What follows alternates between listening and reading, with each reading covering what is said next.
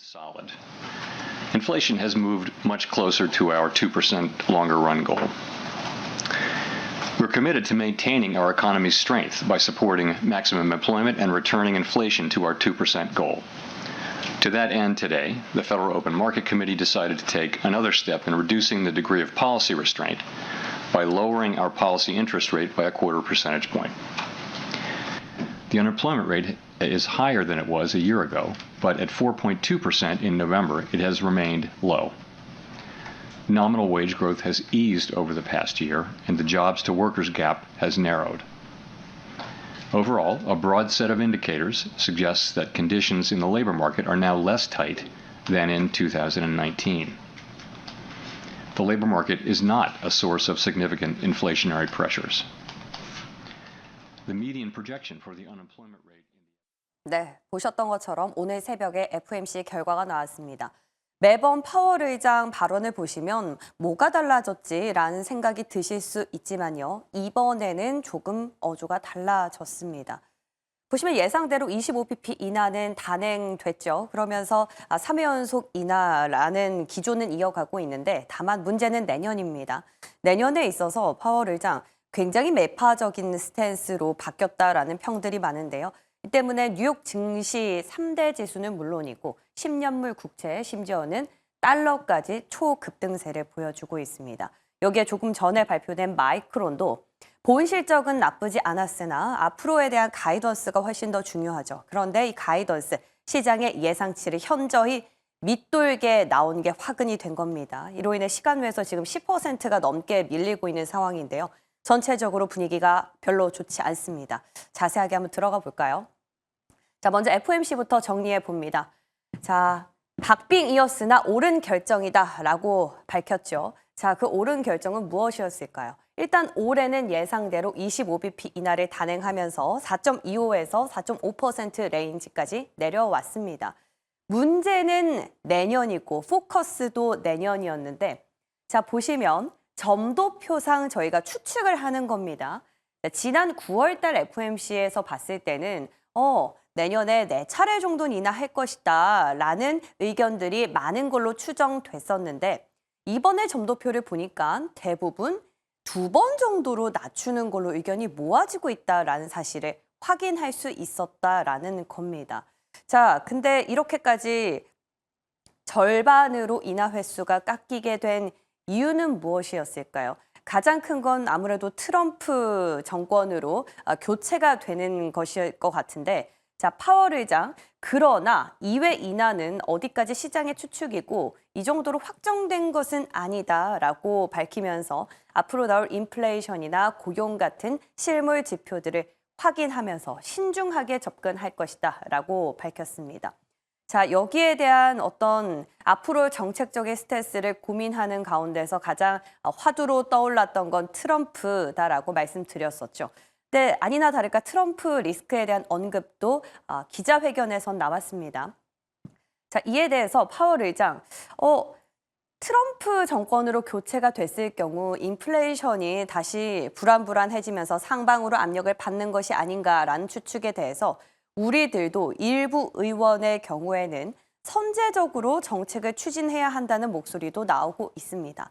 그러나 반대하는 의견과 함께 응답을 하지 않는 의원들도 있다라면서 일축을 한 건데요.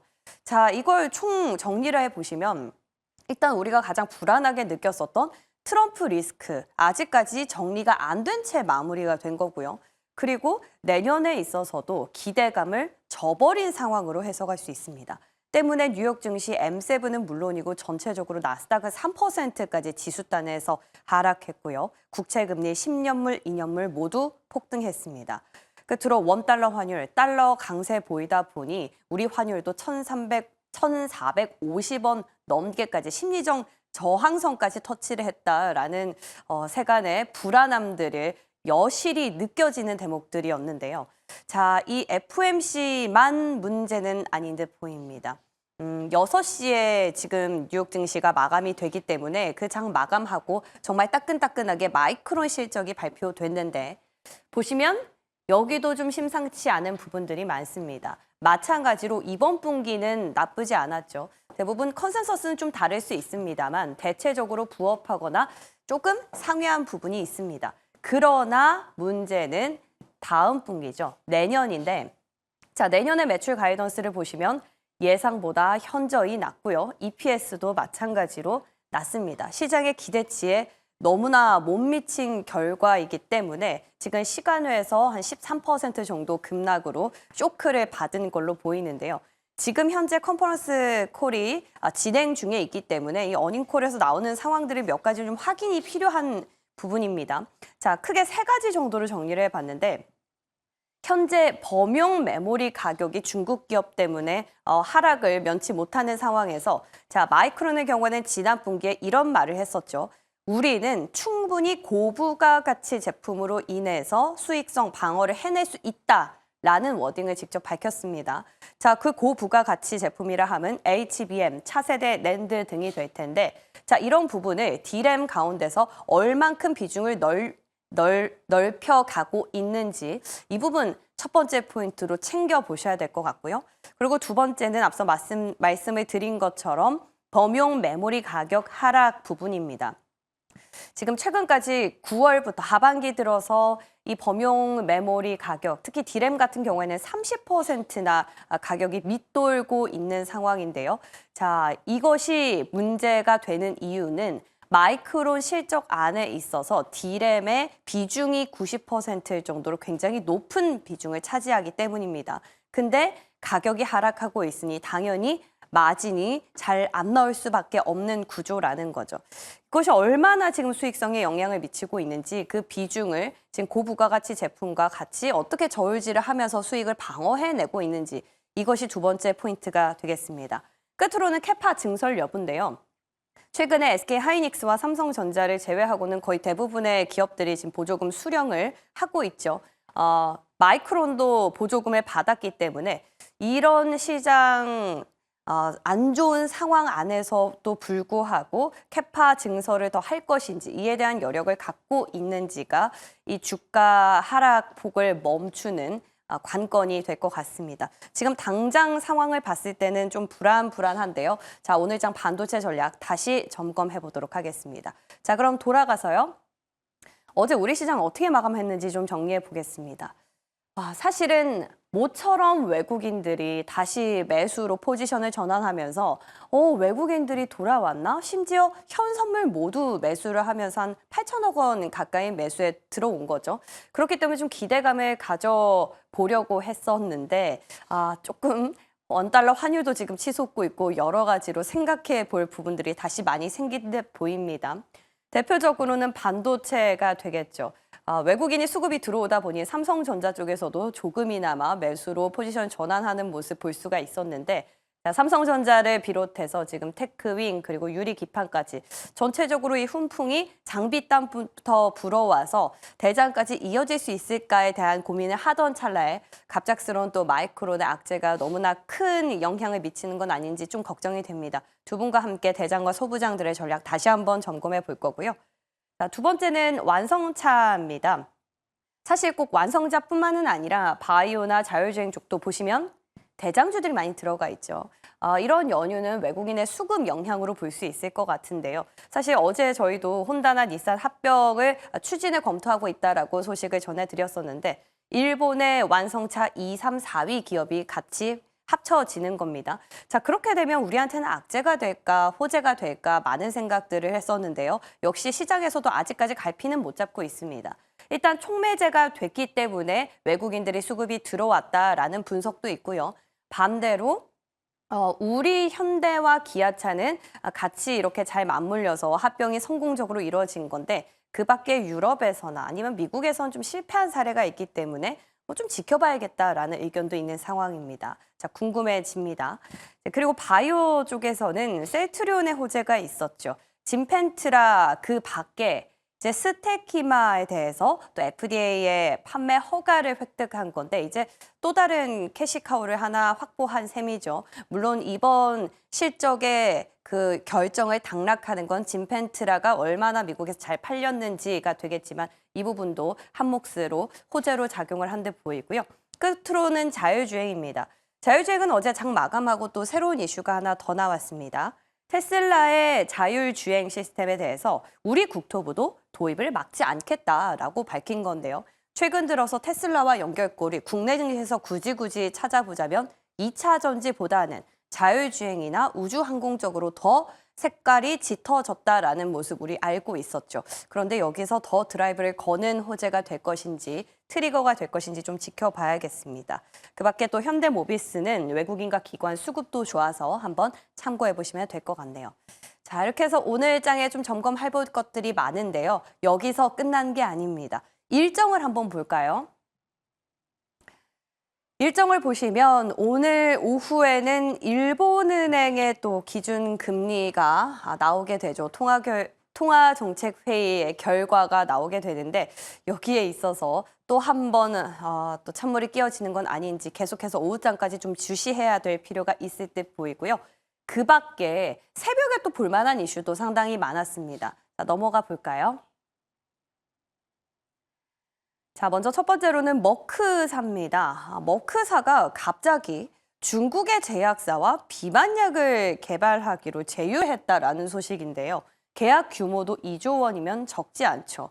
같이 라이센스 아웃을 해서 협력을 해서 개발하겠다라는 건데 이런 것들로 미뤄봤을 때 생물보안법 이슈, 물론 CDMO 쪽으로 국한됐으면 말이 안 되는 건 아니지만 그래도 미국에서 지금 중국으로 계속 제동을 거는 상황에서 머크사의 이런 행보는 조금 이례적으로 보입니다. 비만 쪽으로 또 다시 악재로 작용하는 건 아닌지 걱정이 되고요. 그 밖에는 또 새롭게 공유기와 관련된 이슈도 나왔습니다. 자, 중국의 TP-링크라는 인터넷 공유기 업체가 지금 현재 기준으로 전 세계 공유기 시장을 장악하고 있다라고 해도 과언이 아닌 상황인데요. 이때 미국이 또 이런 것들은 판매 금지 목록에 넣는 걸로 검토 중이라고 밝혔습니다. 지금 미국 정부에서도 오락가락하죠. 그들에게 실질적으로 필요한 부분은 관세 부과에 어떤 사각지대로 넣어놓고 그것들이 아닌 경우에는 계속해서 관세를 부과한다라는 압박 카드를 꺼내고 있는 상황인데 공유기 관련해서 최근에 CCUS도 계속해서 튀고 있기 때문에 시장이 갈 곳이 없는 가운데 수급이 이쪽으로 들어갈 수도 있을 듯 보입니다. 저희도 시간이 허락한다면 같이 체크해 보도록 할게요. 자, 이제 시장 정리하러 가보겠습니다.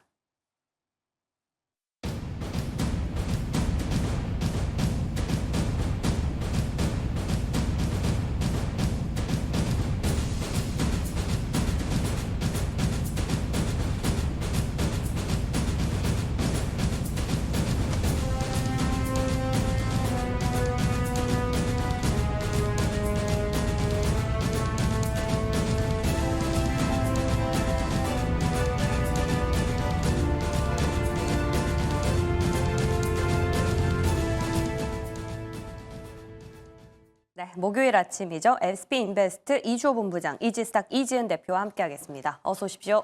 안녕하세요. 네, 아니나 다를까 숨가쁜 목요일 새벽을 맞이했습니다. 자, 두 분과 함께 빠르게 오늘 새벽에 나온 이슈들 정리하면서 전략 짜볼 텐데요. 자, 먼저 FOMC 결과죠.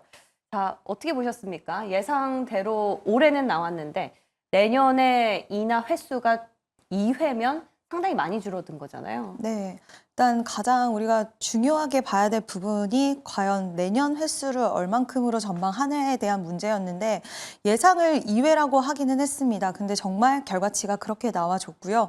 특히 결과치에 따라서 미국 증시가 좀 크게 흔들리는 모습을 보여줬는데 이제 소화하는 과정 속에서 이게 과연 미국 증시가 차익 실현으로 가는 것이냐 아니면 이대로 추세가 꺾이느냐의 여부가 가장 좀 중요할 것 같은데요. 전반적으로 봤을 때는 좀 매파적인 부분도 있기는 했지만 여전히 파월은 데이터에 의존을 하겠다라는 뜻은 크게 달라지지는 않았습니다. 다만 이제 트럼프가 집권을 하게 됐을 때 인플레에 대한 우려는 좀 더 커진 듯한 그런 발언들을 이야기했기 때문에 아직까지는 불확실성이 여전히 존재한다라고 그도 느끼고 있고 많은 연준의 인사들 또한 그렇게 좀 받아들이고 있는 것 것으로 보이고 있고요. 일단 다우 같은 경우에는 지금 10거래일 연속 하락을 하면서 굉장히 우리나라 증시까지도 좀 우려를 더 깊게 만드는 모습이 보여졌고 또 그동안 계속해서 시세 흐름이 굉장히 강했던 뭐 테슬라라든지 그리고 브로드컴이 우리나라 시장을 좀 끌어줬었는데 브로드컴도 꽤 큰 폭의 낙폭을 보이면서 좀 우려를 좀 실어갈 수 있는 그런 미국 증시의 흐름들이 전반적으로 나왔고요. FOMC는 저는 개인적으로 이제 좀 바라는 부분은 우리가 4회에서 2회로 줄여질 것이다라는 부분들은 좀 어느 정도 알고 있었던 부분이기도 하기 때문에 그 부분에 있어서 이게 소화하는 과정 속에 생각보다는 좀 작았으면 좋겠다라고 생각을 하고 있고요. 뭐 점도표에 대한 부분이라던가 그리고 실업률, 경제 전망에 대한 부분들 엄청 우려가 되기보다도 시장에서는 결국에는 트럼프에 대한 불확실성에 의한 그런 움직임이 더 크게 좀 반영이 되지 않았나라고 보고 있습니다. 알고 있었던 사실임에도 불구하고 뉴욕 증시에서 이렇게까지 크게 반응이 나올 수밖에 없었던 이유는 그동안 고점이었기 때문에 어쩌면 차익의 구실이 나온 건 아닌가라는 생각이 드는데 우리는 또 다르지 않습니까? 뭐 별로 올라간 것도 없는데 갑자기 구실을 만들어서 빠지기에는 좀 억울할 것 같은데 일본은행까지 지켜보고 판단을 네. 해야겠죠? 지금 BOJ에서 뭐 여기도 사실 이제 반대로 이제 금리 동결 얘기를 계속 했었는데 지금 FOMC 이후에 엔달러 환율이 또 올라갔어요. 그러니까 지금 일본도 우리나라랑 좀 약간 비슷한 상황입니다. 달러가 강세를 계속 보이다 보니까 일본의 엔화 가치에 대해서 우려가 많습니다. 그렇기 때문에 지금 이를 토대로 금리 인상을 할 것이다에 대한 그런 부분들이 지금 얘기가 계속 나오고 있는데 사실 뭐 시장에서는 지금 금리 동결이다 이렇게 얘기하고 있지만 그래도 경제학자들 같은 경우는 지금 일본 금리 인상을 할 것이다 이런 얘기도 있거든요. 그죠. 그래서 의견이 다르기 때문에 안심하기가. 네, 그러니까 뭐가 이게 맞다 안 맞다 판단하기도 저희도 어렵고 경제학자들은 금리 인상이다. 시장은 금리 동결이다. 근데 이제 여기서 이제 우리가 어떻게 될지 모르기 때문에 좀 지켜봐야 될 것 같고요. 근데 만약에 이번에 금리 인상을 안 한다고 하더라도 내년에는 아마 일본에서도 금리 인상을 단행할 가능성이 높지 않을까 이렇게 생각을 하고 있고 그렇기 때문에 지금 역시나 일본에서 만약에 금리 인상을 해버리게 되면은 우리가 지난번 8월 5일 날 겪었었던 그 엔캐리 트레이드 챙선에 대한 우려 속에서 지금 국내 증시가 급락이 나왔던 적이 있었기 때문에 이 부분을 우리가 간과할 수는 없습니다. 그렇기 때문에 이거에 대해서 어느 정도 대비를 하셔야 되고 만약에 지금 뭔가 주식 비중이 많다.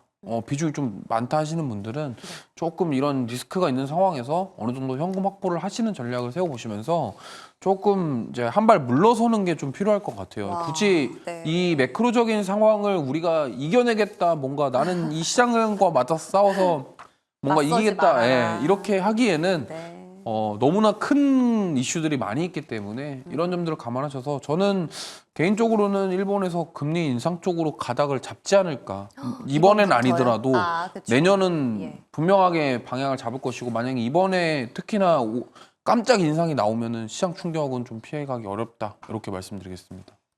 여러 가지 생각이 듭니다. 매를 맞을 때 한 번에 맞는 게 더 나은 건가라는 생각도 찰나에 들게 되고 그러나 지금 현재로서 트럼프 리스크, 일본은행의 금리 인상 리스크는 좀 내년으로 밀어놓고 오늘 좀 잘 마무리가 됐으면 좋겠네요. 근데 이런 불확실한 상황이기 때문에 어제 들어오는 외국인은 다시 오늘 빠져나갈 가능성은 높겠죠?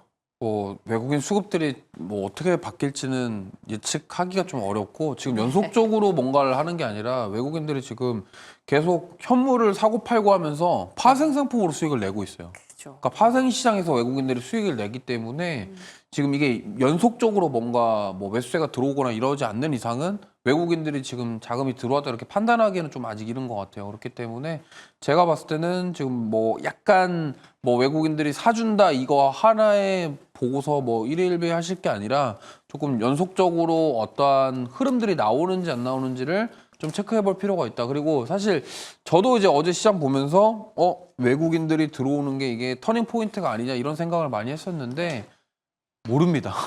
요즘에는 모르죠. 워낙 지금 네. 뭐 이슈나 이런 것들에 의해서 수급 이동도 너무 빠르기 때문에 이 부분들은 오늘 그래서 외국인들이 어떻게 반응하는지를 좀 체크해 보시는 게 좋을 것 같습니다. 그렇죠. 저희가 한낱 사람의 마음도 모르는데 어떻게 외국인들이 움직일지를 가늠하겠습니까? 가만 어찌됐건 시장 상황이 별로 안 좋고 가장 리스크가 있다고 볼 수 있는 건 환율의 급등이기 때문에 오늘 들어오긴 좀 어려울 것 같다라는 생각이 듭니다. 자, 그럼 이제 새벽에 같이 또 발표가 된 마이크로 실적 점검하면서 반도체 전략 짜보도록 할 텐데요. 자, 반도체 마이크론 세간에서는 뭐 안 좋을 거 알았다라고 하는데 뉴욕 증시 반응을 보면은 몰랐던 것 같기도 합니다. 10%나 이게 네. 밀릴 일일까요? 어떤 데서 쇼크를 좀 받았다고 보세요? 결국에는 가이던스에서 쇼크를 받았다라고 볼 수밖에 없을 것 같고요. 사실 실적 발표 나오기 전부터 좀 좋지는 않을 거라는 이야기 있었는데 그 전으로 우리가 한번 돌아가 보면 전에 실적, 바로 이 직전 실적 발표 때는 앞으로 장밋빛 전망만 사실 그렇죠. 내놓았던 게 사실이거든요. 그래서 시장도 어느 정도 마이크론 실적 발표 이후에 뭐 큰 폭의 영향력은 아니지만 그래도 잠깐은 좀 그 장밋빛 전망이 나오긴 했지만 그 몇 달 사이에 또 범용 반도체 쪽이 워낙 안 좋은 평가들이 많이 나오면서 그 부분이 이번에 마이크론 실적 발표를 통해서 이번 실적은 예상치를 상회하긴 했지만 가이던스에 대한 제시가 별로 좋지는 못했습니다. 안 그래도 레거시 쪽에 우려가 많은 상황에서 지금 이 부분이 다시 한번 재확인이 되었기 때문에 시장에서는 10% 이상의 하락이 좀 나왔다라고 볼 수 있을 것 같고요. 이제 중요한 키포인트는 그거 같아요.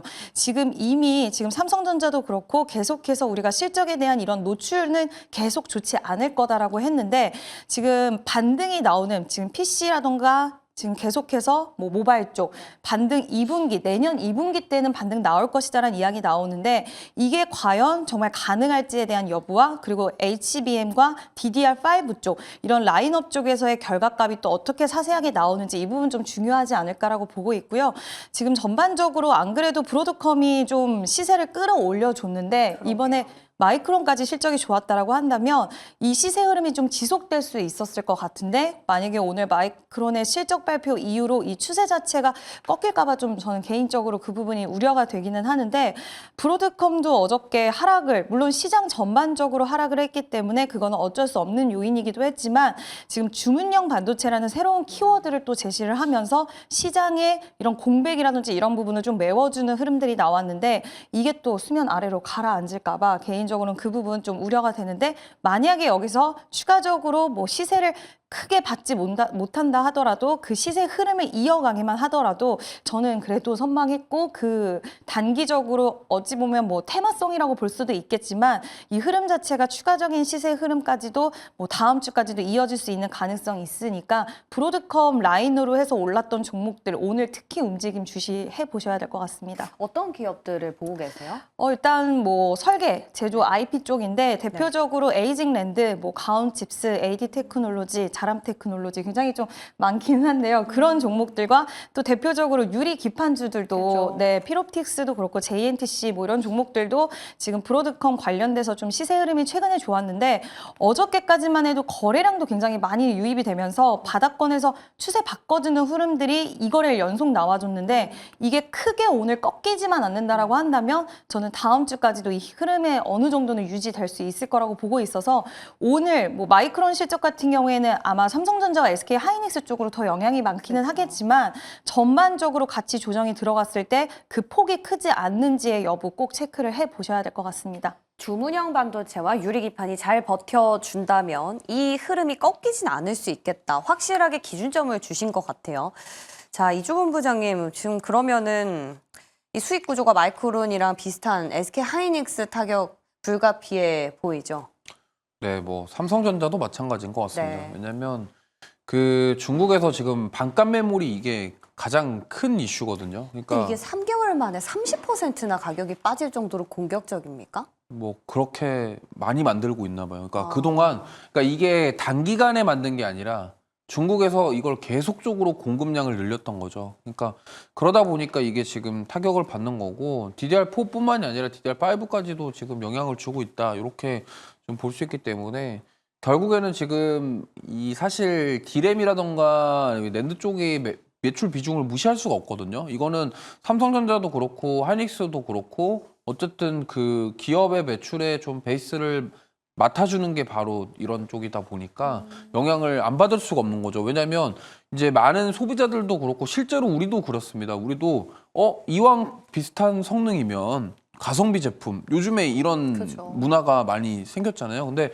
이게 실물 경제에서도 그런 얘기들이 나온다라는 것은 이미 기업들은 그거에 대해서 생각을 하고 있다라는 거고 이미 액션에 들어갔다라는 얘기이기 때문에 이걸로 인한 수익성 악화에 대한 부분들, 그러니까 중국이 계속적으로 이렇게 공급을 앞으로 늘린다고 한다면 이거는 피해가기 어려울 것 같아요. 그래서 지금 미국이 오히려 트럼프가 이러한 부분들 때문에 더 중국을 압박하려고 하는 걸 수도 있다라고 생각을 하고 있고요. 그러면 그럴수록 이제 중국은 더더욱 더 이렇게 그죠. 뭔가를 하려고 하겠죠. 자기네들이 살아남기 위해서.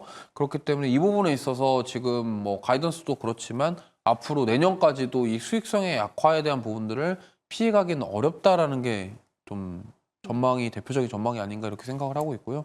저도 이 생각에 동의를 합니다. 동의를 하고 그러면 결국에는 돌파할 수 있는 거는 지금 뭐 디램이랑 랜더 업황이 좀 계속적으로 안 좋다라고 한다면 다른 쪽에서 요소를 찾아줘야 되는데 그게 이제 하이닉스 같은 경우는 HBM일 것 같고 물론 삼성전자도 마찬가지겠지만 결국에는 뭐 좀 돌파할 수 있는 뭔가가 새로운 것들이 나오지 않는다고 한다면 지금 뭐 삼성전자랑 SK하이닉스 같은 경우는 뭔가 드라마틱한 V자 반등을 기대하시는 거는 좀 힘들지 않을까 싶고 좀 어느 정도 이제는 올라가는 것보다는 아 이게 이 정도에서 좀 버텨주네 요걸로 좀 어느 정도 좀 위안을 삼아야 되지 않을까 당분간은 좀 이렇게 보고 있습니다. 근데 앞서서 이준 대표님이 PC랑 스마트폰 쪽은 내년에 회복될 가능성이 있다라고 말씀을 주셨는데 그렇다면 어느 정도 살아날 구멍이 조금은 열려 있는 거잖아요. 뭐 이걸로 인해서 뭐 드라마틱한 반등은 아닐지라도 네.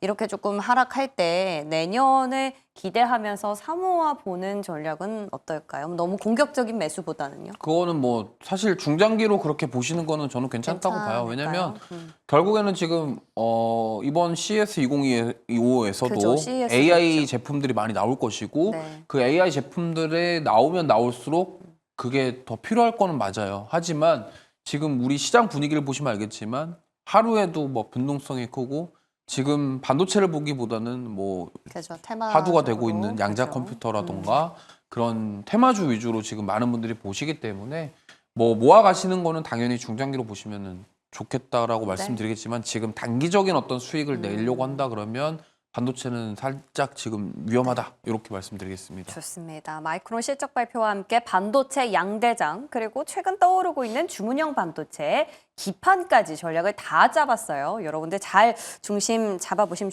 좋을 것 같고요. 그리고 앞서 우리 이주근 부장께서는 테마성으로 양적 컴퓨터 말씀해 주셨는데 이런 부분들 좀 체크해 보고 싶습니다. 새벽에 나온 이슈가 또 재미난 게 있었어요. 미국에서 중국의 인터넷 공유기 판매 금지를 검토하고 있다라는 건데 인터넷 공유기 이거 좀 신선하잖아요. 못 봤던 거라서 네. 이렇게까지 시장 분위기 좋지 않을 때 또 매기가 그쪽으로 쏠릴 법도 하다라는 생각도 들고 어떻습니까? 테마성으로는 좀 쏠릴 수 있지 않을까라고 보고 있는데 네. 저도 아침에 보고 좀 급하게 관련주로 한번 찾아를 봤는데 궁금해요. 네, 오늘 아마 시장에서는 관련된 종목들 찾기에 좀 혈안이 되지 않을까 그죠. 네, 좀 생각을 하는데 저도 일단은 좀 고민이 많이 되는데 이게 좀 어떤 종목군들을 시장에서는 좀 볼까라는 네. 생각이 들었는데 이제 보통 이렇게 시장이 전체적으로 좀 무거울 때 우리가 항상 침체라고 생각은 하지만 또 그 안에서 기회를 모색하는 수급들은 분명히 있기 마련이고 그렇죠. 아마 이번에는 좀 그쪽으로의 수급 쏠림 현상이 있을 수 있겠다라고 생각이 드는데 일단 종목군들은 저도 좀 더 체크를 왜냐하면 이런 건가요? 제가 네. 그 이제 찾아봤을 때 나온 종목들이 좀 납득이 가지는 사실 않더라고요. 그래서 그 부분을 공유해 드리는 부분에 있어서는 좀 명확성이 없을 수 있기 때문에 조심스럽게. 네, 아마 수급이 오전에 좀 쏠릴 가능성이 있어요. 근데 이런 종목군들은 수급 쏠림을 통해서 우리가 뭐 단기적으로 대응하실 수는 있겠지만 네. 또 이럴 때 잘못 들어가셨다가 오후장에 시장이 확 밀려버리거나 뭐 예를 들어서 오늘 오전장에 좀 세게 맞았다가 오후장에 반등이 나올 수 있겠지만 그렇게 되다 보면 또 오전에 반짝 수급이 오히려 다른 종목군들로 또 이동할 수 맞아요. 있거든요. 네. 그래서 이런 수급의 변화가 오늘 하루 동안 굉장히 클 거기 때문에 네. 이런 테마성의 종목들은 유의하셔야 된다. 네, 말씀드리고 싶습니다. 지금 서론이 굉장히 길어졌는데 그래서 어느 쪽으로 조금 나오던가요? 일단 시장이 주시하는 거는? 방금 말씀하신 약간 뭐 5G? 5G까지도 이야기가 좀 나오고 있고, 뭐 위성통신 쪽으로의 이야기까지도 나오는 그런 상황이던데, 위성통. 네, 저는 일단, 이 종목이 진짜 딱 맞다라고 생각이 드는 종목, 확 꽂히는 종목은 없더라고요. 없었어요. 네, 그래서 한번 좀 보셔야 될 것 같습니다. 좋습니다. 충분히 단기적인 재료로 반응을 할 수 있지만 소위 물리지 않도록 조심해야 네. 된다라는 힌트까지 주셨네요. 자, 그리고 또 의아했던 소식도 나왔어요. 머크사가 중국의 제약사랑 비만약을 개발하기 위해서 제휴를 맺었다. 이거 지금 어떻게 된 거죠? 가격 때문이 아닐까 개인적으로 근데 그렇게 가격 생각합니다. 때문이라도 중국에서 지금 이렇게 미국에서 중국을 규제하고 있는 상황에서 이거 뭔가 역행하는 흐름인데 네. 이거에 있어서 우리 시장 어떻게 반응할지 좀 궁금합니다. 비만 쪽. 일단 중국이랑 저렇게 한다는 것은 우리나라 비만 치료제 관련주들한테는 안 좋은 소식은 맞거든요. 네. 그렇기 때문에 좀 반응이 나올 수 있을 것 같고요. 저거를 이제 뭐 CDMO라던가 이런 쪽으로 연결해서 과연 이게 그쪽까지 피해를 볼 것이냐라고 생각하기에는 조금 앞선감이 있기 때문에 일단은 지금 머크가 저런 행보를 보였다라는 것은 분명히 뭔가 이유가 있을 거고 그죠. 저는 그 이유가 비용에 대한 부담이라고 생각을 해요. 아무래도 지금 중국과 이러한 시국 속에서 트럼프 2기가 출범하고 중국을 저렇게 압박하려고 하는 움직임이 나오는데도 머크사가 저런 선택을 했다라는 거는 비용적인 측면에 대해서 뭔가 이득을 볼 수 있는 게 있기 때문에 저런 선택을 했을 거라고 생각을 합니다. 근데 이게 뭐 이로 인해서 뭐 생물보안법이라던가 이런 것까지 연결을 줄 것이냐 이건 좀 아니라고 생각하고 저거는 기업 개별적인 이슈이기 때문에 네. 물론 저걸 통해서 뭔가 머크사가 이득을 취하는 게 있기 때문이라고 생각하는데 우리가 그것까지는 알 수 없죠. 그렇기 때문에 그런 흐름들을 보시면 좋겠고 일단 우리나라 비만 치료제 관련 쪽은 어떻게 보면 저거는 좀 약제성 이슈가 맞다라고 생각을 하고 있고 어느 정도 좀 하락세가 나올 가능성도 있다라고 보고 있습니다. 본부장님 그 CDMO에서는 네. 그 생물보안법에서는 CDMO만 포함이 되나요? 그렇진 않죠. 뭐 바이오시밀러나 뭐 다 그쵸. 두루두루 포함될 수도 있겠죠. 왜냐면 그렇기 어쨌든 때문에. 중국과 관련된 것들에 대해서 그쵸. 규제를 하는 부분이기 때문에 음, 뭐 CDMO만 국한해서 볼 수는 없고요. 네. 다만 이제 그런 약간이나 정책과 연결이 되지 않을까 저는 이렇게 생각을 아하. 하기 때문에 좀 폭넓게 보시는 게 좋을 것 같아요. 좋습니다. 자, 지금 뭐 정부 차원에서의 행보와 머크사가 보였던 이슈는 너무 달리 갔기 때문에 확인차 한번 점검해 봤는데 그냥 개별적인 기업 이슈다라고 정리해 보시면 될 것 같고요. 자, 끝으로 오늘 시장 방향성이 가장 궁금합니다. 앞서 계속 말씀드렸지만 BOJ가 오후장에서 발표되지 않습니까? 거기까지는 좀 관망세가 이어질까요? 일단 아마 오전에는 좀 하락이 불가피하지 않을까라고 보고 있는데 만약에 우리가 지금 BOJ를 두고도 여러 가지 이야기들이 많습니다. 이번에는 뭐 동결이 진행이 될 것 같기는 한데 이런 방향적인 부분에 있어서 또 눈치를 보다가 만약에 BOJ 관련돼서 시장이 그래도 이 이벤트는 좀 무난히 넘어갔다라는 그런 시그널을 받았던가 아니면 이번에 우리나라 증시는 사실 FOMC 전에도 굉장히 많이 빠진 상태이기 때문에 어느 정도의 좀 방어해주는 흐름이 저는 오후장에는 들어와 줄 수도 있다라고는 생각을 하고 있습니다. 물론 이 부분을 소화해내는 과정 속에서 그리고 최근 우리나라 시장 자체가 그래도 어느 정도는 여전히 많이 빠져 있긴 하지만 단기적으로 반등이 나왔기 때문에 이 부분에 있어서 수급의 행방이 물론 외국인의 매수세는 좀 힘들긴 하겠지만 저는 일단 개인적으로는 오후장에 이제 막판에 들어서 살짝은 올려주는 흐름이 나올 수도 있지 않을까라고 보고 있는데 네. 투자자의 관점으로 봤을 때는 사실 그렇다고 하더라도 매수를 진행하는 부분에 있어서는 저는 좀 오늘은 관망하시는 게 좋다라고 보고 있고요. 만약에 시장이 혹시라도 반등이 나온다라고 했을 때 그 색깔이 더 명확해질 거예요. 이런 쪽에 확실히 강하구나. 있구나. 네, 힘이 있구나. 이런 부분들을 좀 체크하는 날로 삼으시면 어떨까라고 말씀드리고 싶습니다. 오늘 시장 궁금해지기도 하고 기대되는 포인트까지 생겼네요. 저희도 잘 챙겨보도록 하겠습니다. 오늘 좋은 말씀 고맙습니다.